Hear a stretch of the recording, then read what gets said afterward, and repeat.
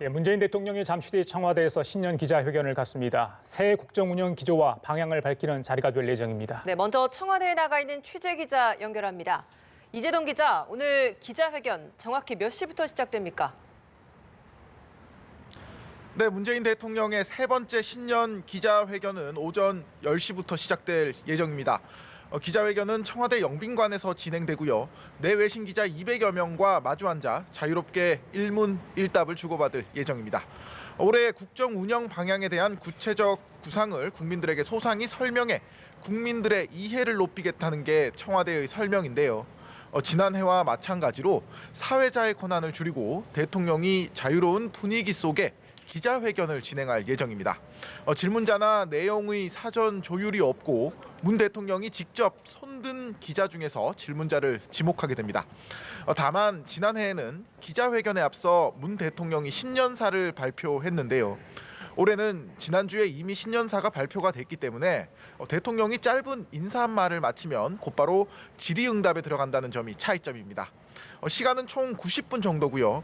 질문이 한 분야에 쏠리는 것을 막기 위해 정치, 사회와 민생, 경제, 외교, 안보 순으로 나눠 진행이 됩니다. 최근 국내외에 엄중한 현안이 산적해 있는 만큼 기자들에게 주어진 90분이란 시간 굉장히 짧게 느껴질 것 같습니다.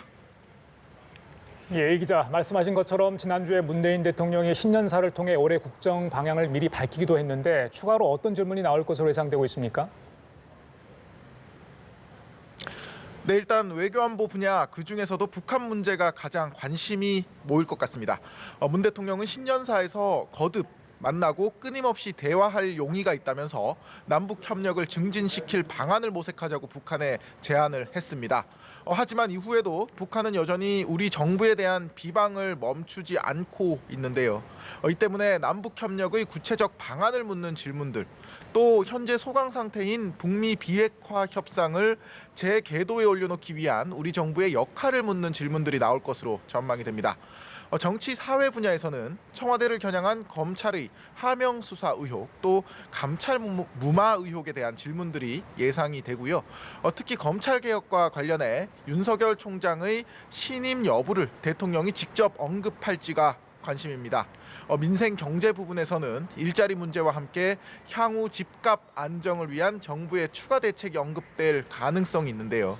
하지만 어디까지나 추측이고 사전 조율이나 시나리오가 전혀 없기 때문에 어떤 문답이 오갈지는 회견이 시작돼야 알 수가 있습니다. 연합뉴스TV는 신년 기자회견 전체를 생중계합니다. 지금까지 청와대에서 연합뉴스TV 이재동입니다.